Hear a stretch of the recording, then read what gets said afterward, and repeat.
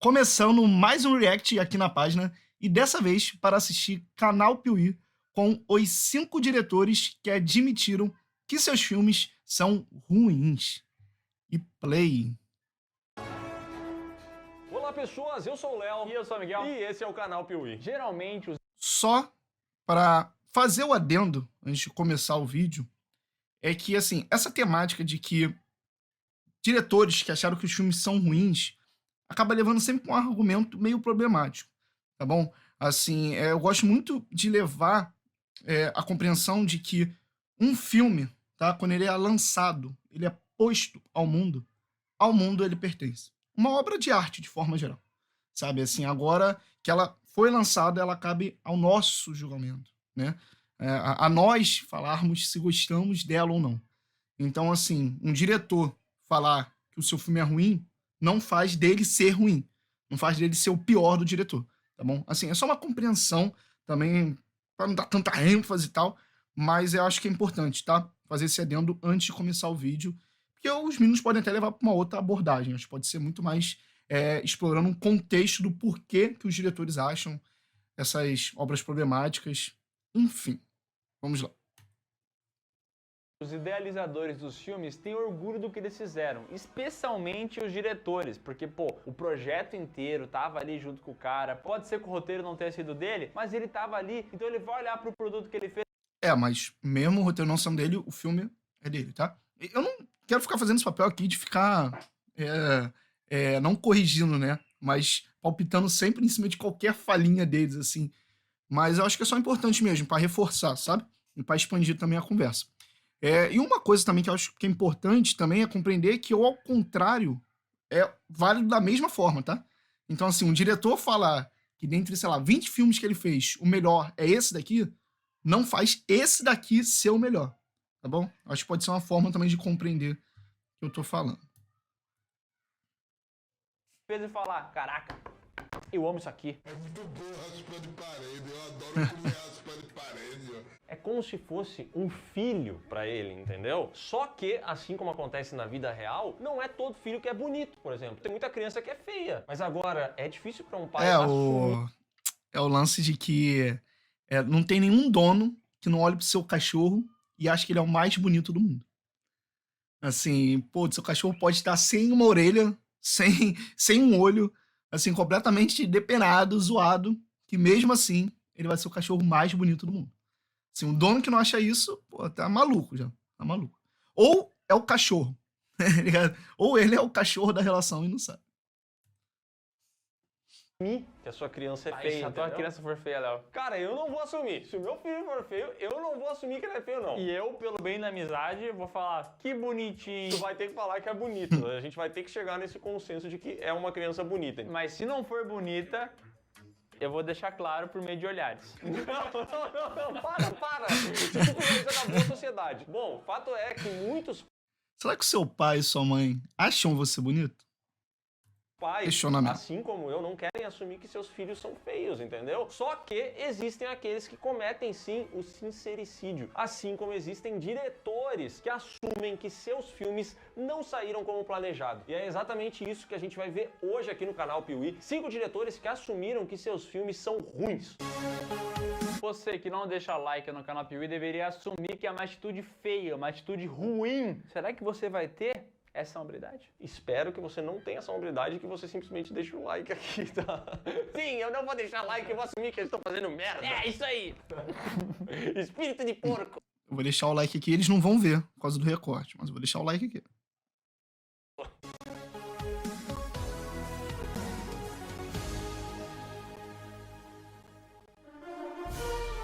Ninguém tem dúvida que o Homem-Aranha é um dos personagens mais populares do mundo. Talvez, atualmente, seja o herói mais popular de todos. Será? Não sei. Só sei que tem muitos filmes desse personagem e alguns deles não são tão bem quistos assim, como é o caso de Homem-Aranha 3 do Sam Raimi, que continua a história do Peter Parker meio bundão, só que dessa vez ele tem contato com o simbionte alienígena. Não só com o simbionte, mas com muitos outros personagens. E segundo o próprio Sam Raimi, esse foi o grande motivo pelo qual ele mesmo considera que Homem-Aranha 3 não deu certo.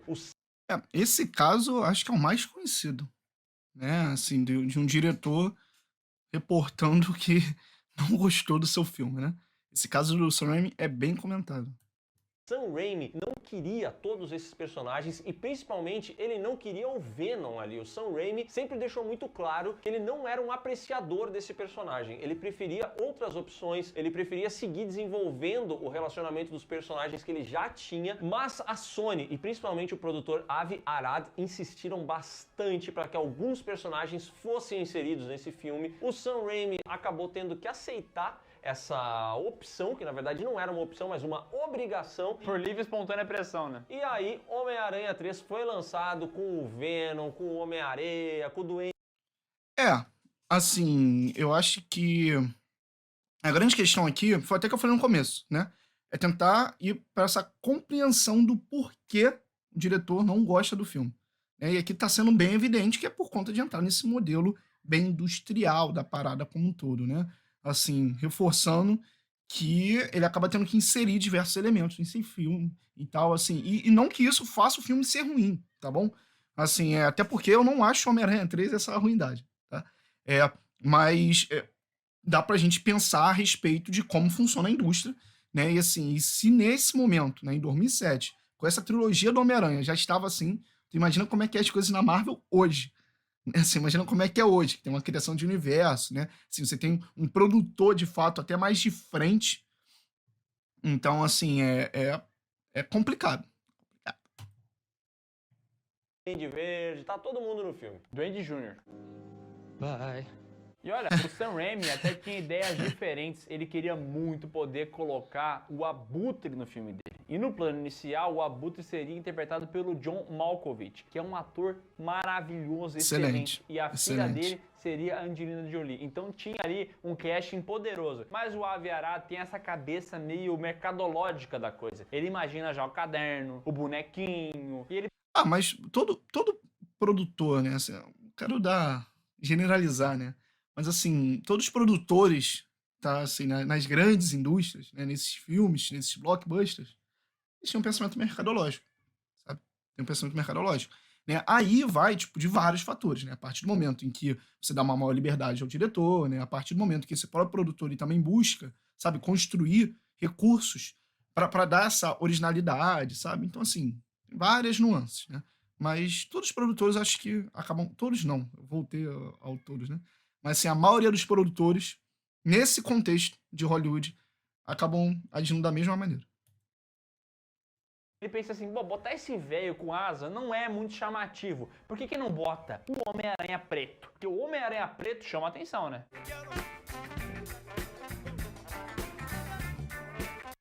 Vocês gostam dessa dancinha do Peter Parker? Eu lembro que eu era muito contra. Eu acho normal. Eu tinha raiva dessa dancinha.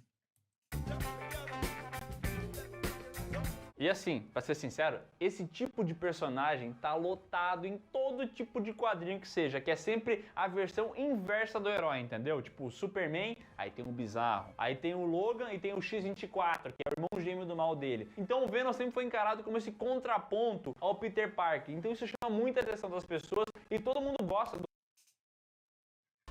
Começou, hein? Disposição e resistência. Começou, hein? A cafeína Growth é ideal para auxiliar no seu do Venom. Ele é um personagem popular, né? Só que no filme não deu muito certo. Não deu nada certo, até porque o personagem acabou sendo meio que jogado aqui, uma versão onde ele foi interpretado. Cara, essa edição do Piuí é muito boa, né? Eu fico admirado com essas edições mais dinâmicas do YouTube. Consegue fazer essas piadinhas. Interpretado pelo Topher Grace, não funcionou. Em paralelo a isso, o filme precisava lidar com todos esses outros personagens. Era a Gwen Stacy, era o Duende Jr., era o Homem-Areia, com todo o seu drama familiar. Eram muito... De fato, esse filme, assim, ele tem muito personagem nesse sentido, assim, de querer misturar tudo ao mesmo tempo. Né, assim, por mais que seja engraçado, né? Porque no Homem-Aranha 2, que pra mim é o melhor filme da trilogia, e eu acho que é o melhor filme de herói de todos os tempos pra mim, ele é tão bom, assim, em vários aspectos, mas um que eu gosto muito é o lance de como ele consegue construir essa relação do Homem-Aranha no meio de diversas tramas diferentes. né? Assim, seja a trama no trabalho, seja a trama dentro de casa, seja a trama com seu amigo, seja a trama com a sua namorada, seja a trama com um crime, assim, é tudo ao mesmo tempo, né? Isso é muito foda, né? Aqui nesse filme eu já acho que, assim, o Sam Raimi não consegue agir tão bem nesse sentido, até porque a gente tá saindo só de tramas, entrando em mais personagens, né? Mas, assim, acho que ainda entra o lance de subtramas, digamos assim, por mais que aqui seja em outro contexto, tá bom? Mas, enfim, uma pena, uma pena. Muitas coisas, e no fim o que restou foi nada, né? Porque esse filme foi lançado, ele meio que destruiu uma construção que estava sendo feita com Homem-Aranha, com Sam Raimi, um projeto interessantíssimo que estava sendo elaborado ali e que ruiu como um castelo de areia por causa desse filme. Mas eu não. Eu fiquei no frame maneiro deles, né? Parece até o frame do primeiro filme do Top Gun. Eles estão. Tá o Tom Cruise e o menino lá, tipo, apertando não. Mas assim, eu não acho que. Eu não diria que ruiu o projeto, gente. Foi uma trilogia. Tipo, iria mais pra onde, assim? Queria construir um universo cinematográfico do Homem-Aranha a partir disso. Eu acho que é bem funcional, sabe? É bem funcional e eu ainda acho uma grande trilogia. De qualquer maneira, eu acho uma grande trilogia. Como eu disse, eu não acho o terceiro filme ruim. Já desgostei muito dele. Hoje, eu não acho ele ruim. Bem longe disso.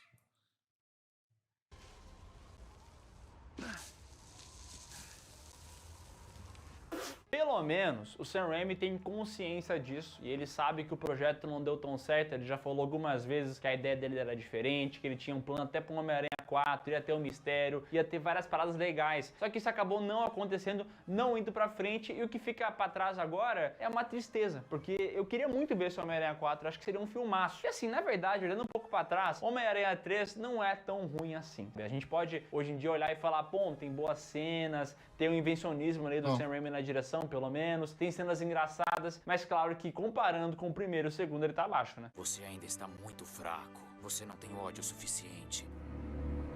Ó, não vou parar um fundo preto, não. O MCU, como a gente Sempre que entrar nessa comparação é complicado, cara. É meio injusto, assim, por mais que eu super compreenda, né?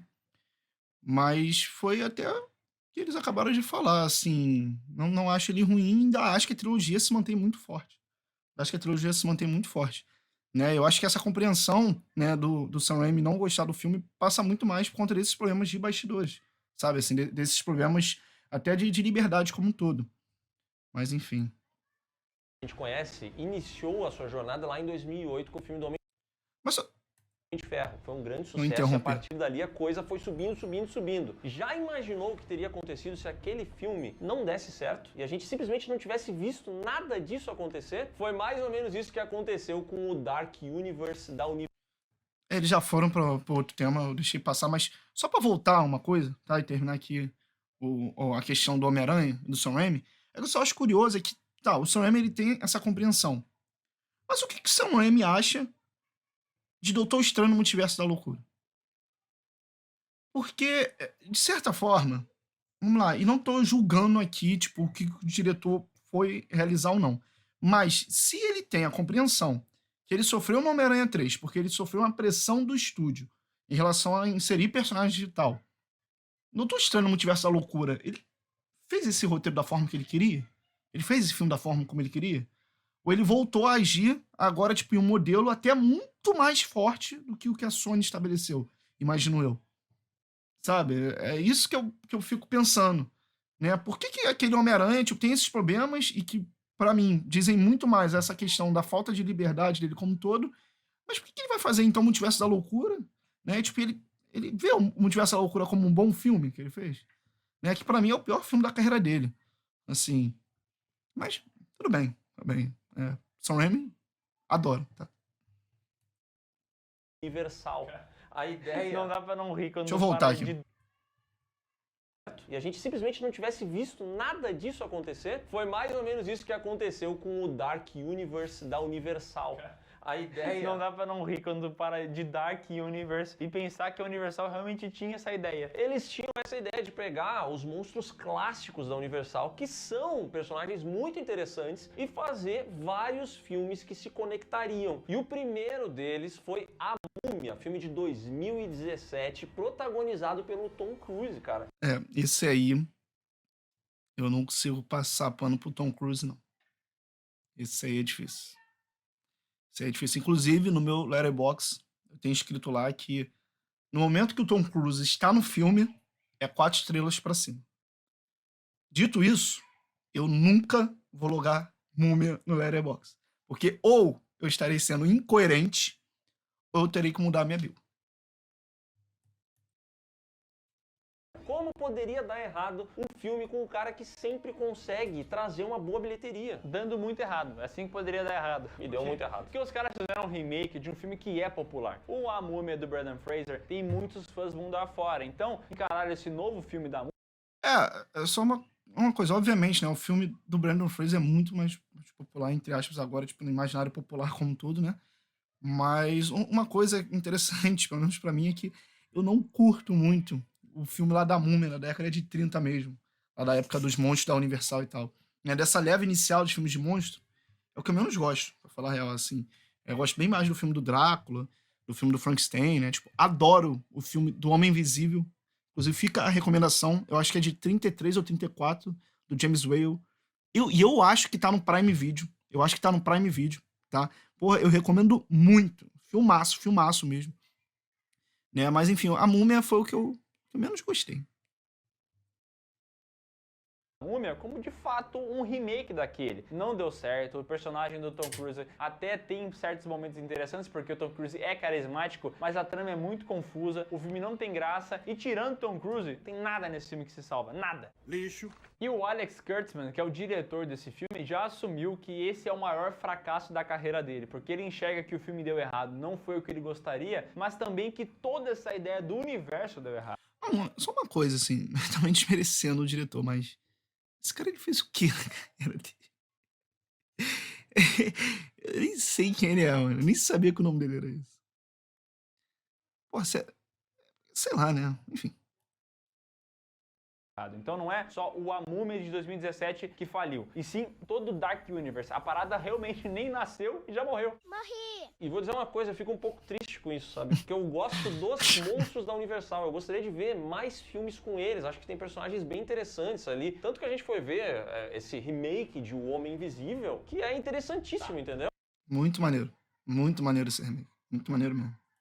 Mas assim, tu gosta dos personagens e tu gostaria de filmes dos personagens, né? Mas não que eles se conectassem. Não precisa, não tem necessidade nenhuma. Essa maluquice de multiverso que a Marvel criou, agora todo mundo quer fazer todos os personagens conectados. Cara, não tem necessidade nenhuma disso. E esse filme aqui, pra mim, não se salva nem o Tom Cruise, entendeu? Eu acho, inclusive, que foi um tiro no pé terem escalado ele, porque é o Tom Cruise, e assim como acontece com o The Rock, quando ele tá no filme, vão ter algumas regras, ele vai ter que sobreviver, ele vai ter que ser vencedor. Ele vai ter que correr. Ele vai ter que correr, ele vai ter que ter as cenas dele daquele estilo, entendeu? Então eu acho que foi um casting muito infeliz que fizeram aqui. E nada sombrio, tá? Esse filme aqui... Eu sou contra falar que o casting foi ruim a partir do momento que escolheu o Tom Cruise. Pra mim, se escolheu o Tom Cruise, o casting foi bom. Ponto. não tem a parte de terror que deveria ter. O terror dele realmente é o resultado final. É assistir.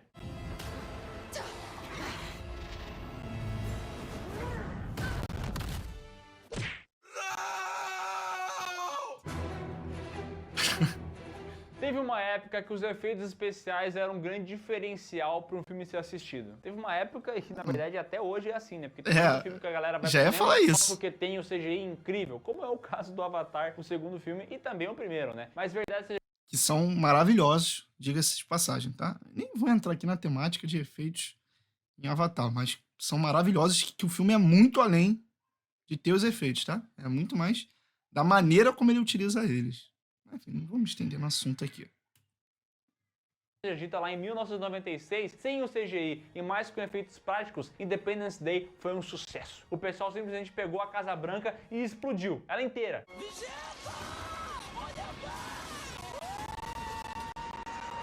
E é um filme interessantíssimo, muito bem protagonizado pelo Will Smith, com todo o seu carisma, que conquistou fãs pelo mundo inteiro. Quem já assistiu, gosta de Independence Day? Assim, gosta mesmo do filme? E durante anos e anos as pessoas pediam uma continuação de Independence Day. Esse que é o grande filme da carreira do Roland Emmerich, entendeu? E ele passou anos e anos deixando todo mundo em banho. Assim, pra mim, a partir do momento que o maior filme da carreira do diretor é o Independence Day, eu acho meio complicado. Meio complicado, assim. Maria e tudo mais, até que finalmente, mais de 2 décadas depois, ela chegou. E foi uma decepção gigantesca, tão grande que o próprio diretor assumiu que não deu certo. Mas assim, ele pensou, será que eu digo que não deu certo e eu errei? Ou será que eu digo que não deu certo por culpa de alguém? Já viu, né? É claro que é muito mais fácil botar no dos outros, né? O dos outros é refresco e terceirizar a culpa é tão fácil, né? Então ele falou assim, puta, não deu certo, a gente também não conseguiu Will Smith. Naquela época, 2016, o Will Smith estava fazendo Esquadrão Suicida. Então ele não conseguiu... Como é que é? Ele culpa o Will Smith?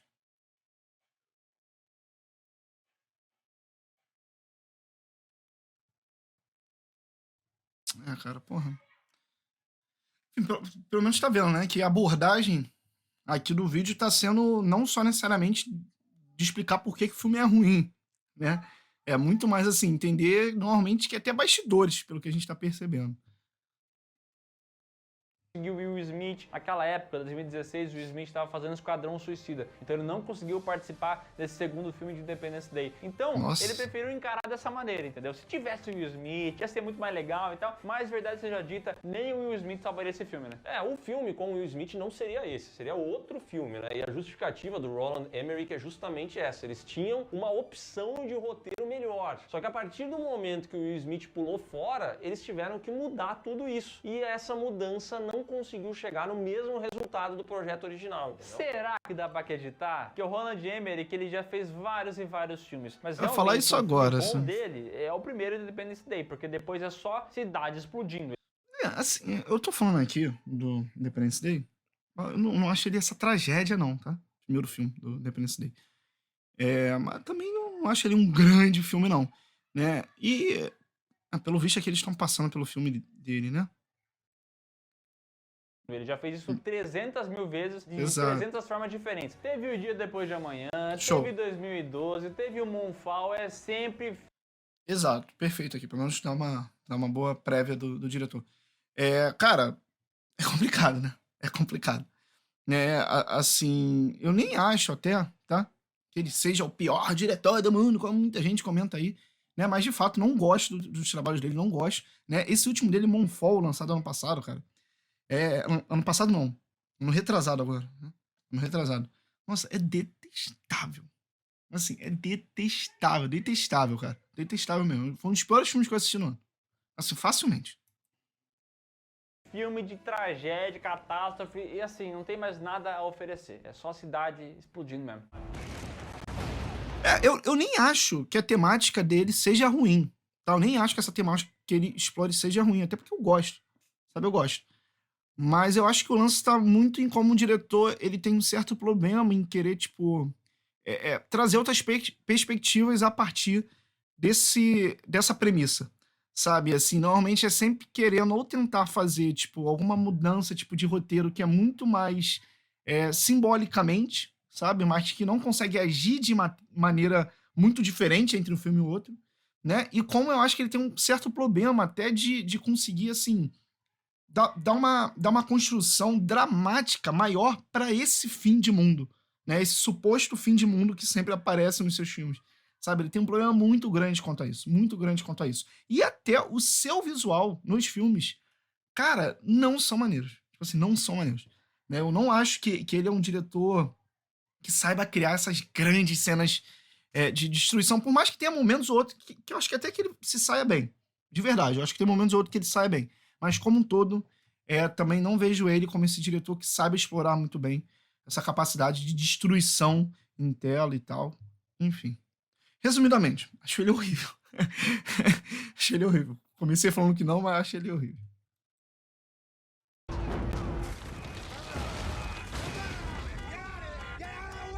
E no caso dessa continuação de Independence Day, eles tomaram aquele caminho que é sempre arriscadíssimo, que costuma dar muito errado, que é assim, bom, o Will Smith não veio, então vamos dizer que o personagem dele morreu, mas teremos o filho dele aqui. E aí acaba acontecendo que outros personagens ficam escanteados. O próprio Jeff Goldblum tá nessa continuação aqui mais pra bonito do que pra qualquer outra coisa. Então é um filme realmente muito infeliz, não conseguiu recriar nenhuma sequência memorável como a da... Eu tô falando aqui há maior tempão, mas não falei desse filme que eles estão falando exatamente, né? Do novo Independence Day. E eu não assisti. Então tá aqui o esclarecimento do porquê que eu não falei dele. Eu não vi ainda esse Independence Day. E nem devo ver. Na Casa Branca e, na verdade, nos presenteou com sequências bizarras, como um cara partindo um alien ao meio com uma katana. Filmeco, tá? Filmeco. Ainda bem que ele sabe, né? Na verdade, eu acho que eu já vi essa. Eu acho que eu já vi algumas cenas desse filme. Eu acho. Mas, enfim. Pelo menos admitiu. Mas a culpa não foi dele. Ah, é óbvio que não, né? Foi sem querer querendo. Não há dúvidas que Duna Parte 2 é um dos filmes mais esperados de 2024, porque finalmente, quer dizer, talvez Falar de Duna já era polêmica. Hein?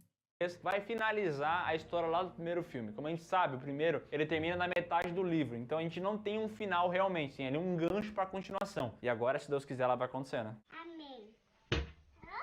Provavelmente sim, mas o nosso querido Denis Villeneuve já falou que, assim, poderiam ser 3 filmes, entendeu? Poderia ser uma trilogia, ele com mais tempo ele faria melhor, foi isso mais ou menos que ele deu a entender. Verdade seja dita, mesmo sem final, o primeiro filme é muito bom. Uma produção excepcional, com bons momentos. Ó. Momento aqui. De tocar no vespeiro. Assim, inclusive, a gente tem até um podcast, eu acho, comentando sobre o primeiro filme de Duna. Eu assisti no cinema, eu gostei bastante, sabe, do filme. Gostei bastante. Eu gosto muito da obra do Frank Herbert. Mas, assim, eu acho que a pior experiência que eu tive revisitando um filme recentemente foi o Duna, do Denis Villeneuve.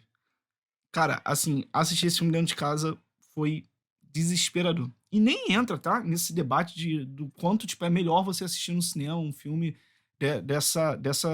desse formato e tal. A questão não é essa. A questão é que trouxe uma ressignificação pra mim muito grande da obra. Assim, muito grande, cara. Eu acho que é um dos filmes lançados recentemente em Hollywood que tem menos tesão, cara. Assim, menos tesão. O filme não tem tesão. Sabe, assim, ele parece, assim, no final, pra mim, hoje, mais uma obra, assim, que foca muito nesse aspecto visual como um todo, mas parece que, assim, é só no entorno. Só no entorno mesmo. Sabe, assim, parece que falta alma pro filme, sabe? Foi o que eu disse, falta tesão ser feito. Um filme muito... E nem só no aspecto monótono, não, tá? Que essa não é a questão. Mas é como parece que o filme ele não consegue trazer nada, sabe? Ele não consegue falar nada, né? Ele mais, tipo assim, cria visuais nesse sentido, né? Assim, mas também não acho ele horroroso, não. Pontuar aqui. Mas foi um filme que mudou muito pra mim quando eu fui revisitar. Assim, mudou muito mesmo. Muito, muito, muito mesmo. Bons atores e um roteiro bem certinho, bem de boa, tá? Você pode consumir esse filme feliz da vida. Agora, o Duna, de 1984, meu amigo, é difícil ver esse filme. Segundo o Denis Villeneuve... Eu tô moscando, não assisti ainda o Duna. O filme de 84, que não é bem quisto pelos fãs, pelo O Duna de 84, do David Lynch. público e por ninguém, foi uma das grandes inspirações que ele teve para essa nova versão. E isso contraria totalmente o pensamento do David Lynch, que dirigiu o filme de 84 e que descreve o processo inteiro como uma experiência terrível e um dos grandes fracassos que ele teve na vida dele. Abre aspas, uma tristeza horrível e um fracasso. Fecha aspas. Bom, quando alguém faz alguma coisa e dá essa declaração sobre o que fez, realmente não deu certo. E a gente percebe que o David Lynch realmente sofreu muito na adaptação quando ele veio a público recentemente pra falar que ele não assistiu ao novo filme e que ele não vai assistir, entendeu? Tipo, se não assistir, não vou assistir, tenho raiva de quem assistiu, não quero saber de Duna, tira isso aqui de perto de mim. É o cara que tem raiva do atual da ex, né? Exatamente. Sabe onde deve tatuar ex agora? Mamando. A real é que assim, ó, a versão que o David Lynch pensou é Assim, é isso. Não assisti o filme, né? Mas tem muitos amigos que têm opiniões diversas, né? Assim, alguns gostam bem do filme, né? Falam que ele explora bem essa questão mais da fantasia como um todo, e outros detestam, realmente, né?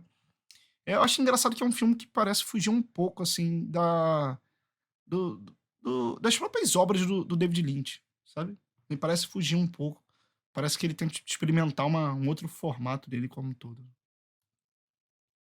completamente diferente da que a gente realmente viu. Ele fala que tinha outras cenas, o corte era outro, e aí o estúdio pegou e mudou o filme inteiro dele. Então a gente jamais vai saber como é que é essa versão do David Lynch, porque ninguém foi na internet e meteu um Release David Lynch Cut. Até devem ter metido, mas não teve força suficiente para realmente lançar essa versão dele, né? E atualmente o David Lynch, ele meio que apagou isso da vida dele, entendeu? Ele nem considera esse Duna um filme realmente assinado por ele, tamanha foi a interferência do estúdio. Então é um cara que já veio a... Novamente aqui, falando em questões, né, envolvendo os bastidores desse lance da interferência, provavelmente dos produtores, né, assim, novamente essa temática, né.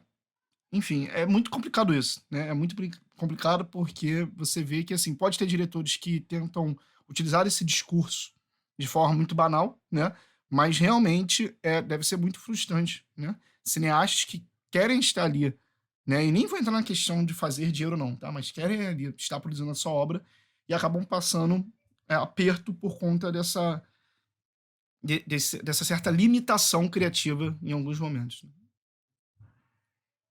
Público algumas vezes para falar desse projeto, que é muito desgostoso, aparentemente carrega uma mágoa com isso aí, entendeu? Ele é um cara triste. Eu não estou suportando mais. E de fato o filme é ruim, né? Ainda mais quando a gente compara ele com essa nova versão e assim, não levando em conta, obviamente, as coisas que ficaram datadas da época, né? Porque em 2022, 2021 a gente tinha efeitos muito mais avançados. Mas os dois filmes, se a gente for comparar o roteiro, a narrativa, tudo que envolve eles, a nova versão é realmente muito superior. Assim, pra ser sincero, o filme de 84 até tem algumas paradas que eu gosto, que é tipo, o design de produção é um pouco mais cru, tem uma parada meio grotesca que a gente vai enxergar e tal. Então é bacana porque o David Lynch, ele gosta de tratar o grotesco dele nos filmes, mas realmente, tirando isso, puta, não tem mais nada. A parte tem um Sting de sunga, que eu acho que é legal. É verdade, cantando Every Breath You Take.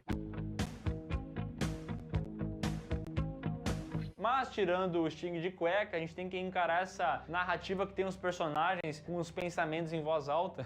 Cara, é difícil demais ver isso aqui, cara. Eu sei que tava no livro e tal, mas no livro faz sentido, tá? Você tá lendo a parada. Mas agora, consumir uma parada que tem voz assim no fundo, parece uma novela, né? Novelão da Globo. Em setembro, um clássico das novelas. Mas também é um recurso que é utilizado no cinema, né? Que é a voice off, né? Assim, eu não tenho como falar porque eu não vi como ela foi utilizada no filme, né? Mas é um recurso utilizado no cinema, né? Mas eu entendo também que eles possam estar falando mais de forma, assim, muito literal mesmo, né? Nesse sentido de você, algumas vezes, não conseguir se desprender, de você passar de uma adaptação, né? De uma mídia, que é a literatura, pra mídia do cinema. Mas, enfim, como eu não vi o filme, eu não tenho como julgar, tá? Mas reforçando que é um recurso que também é utilizado no cinema. Está de volta. Laços de Família, em Vale a Pena Ver de Novo.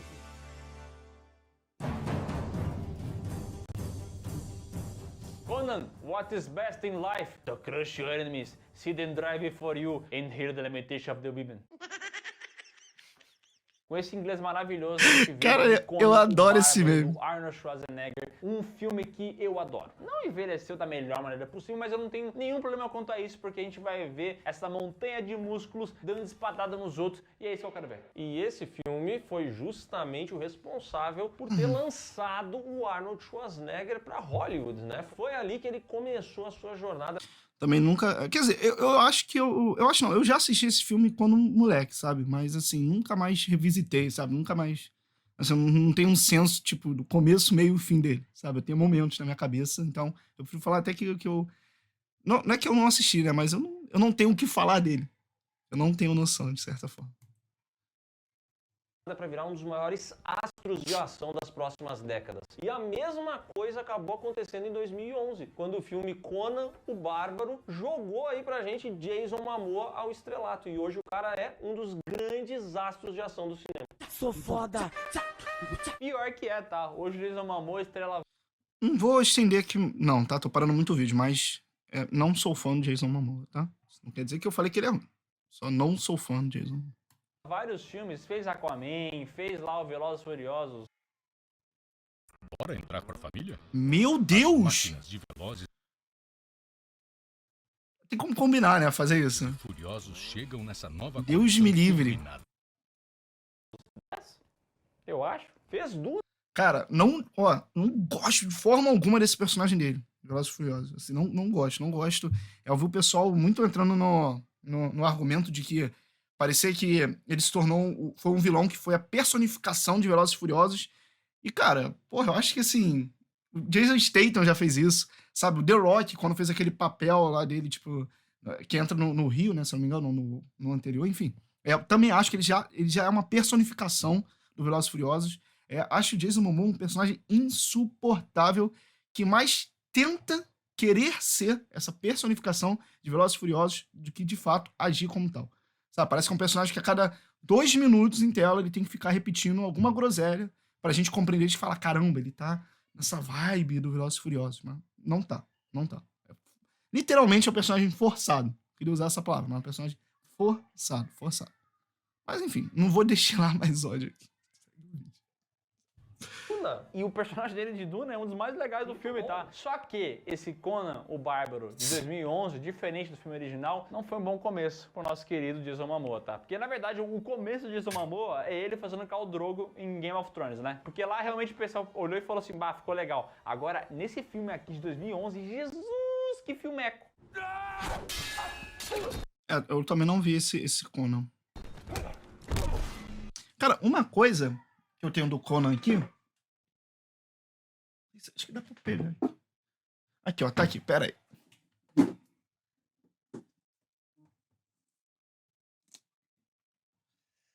Acho interessante, dá pra mostrar.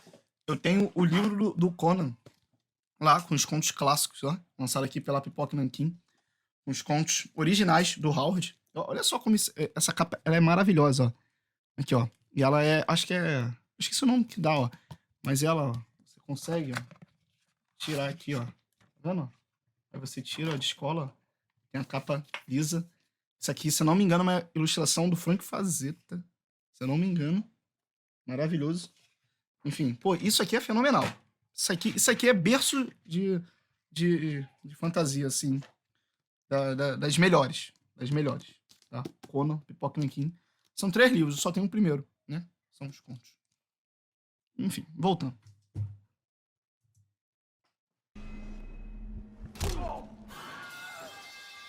O que eu não entendo muito bem, como é que os caras fazem um filme de espada, porradaria, loucura e conseguem fazer um filme tão ruim? O resultado foi tão negativo que o Jason Momoa já falou várias vezes sobre a porcaria que virou isso aqui e como foi o processo. E o diretor do filme, Marcus Nispel, não ficou atrás. Ele mencionou que ser diretor em uma indústria como a de Hollywood é como ser um cachorro que está preso a várias coleiras. E aí ele precisa atender a diferentes donos. Segundo novamente é a mesma temática, né? Mesma temática.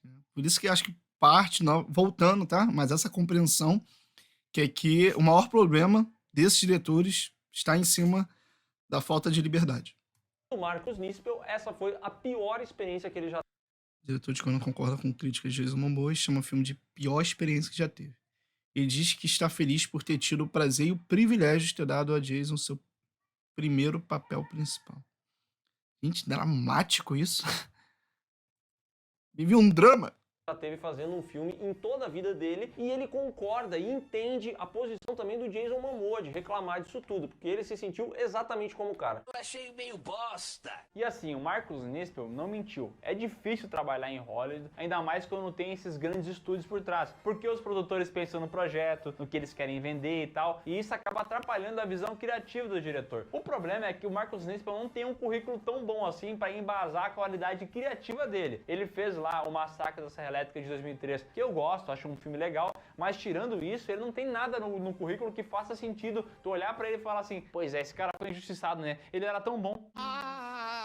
Tadinha, que barra. Mas vamos ver o copo meio cheio aqui. Pelo menos o cara não fica também chorando, terceirizando muito a culpa. Ele até consegue ver pontos positivos. Ele mesmo falou que ficou feliz por ter dado o primeiro papel de protagonista ao Khal Drogo nesse filme aqui, entendeu? Ele falou assim, pô, que legal que eu pude fazer isso e tal. Até mencionou, os músculos que ele tava fazendo, sei lá o que, em Game of Thrones, fui eu que paguei e tal. Ele meio que meteu uma que nem um latino fazia de falar que ele que pagava as coisas pra aquele que...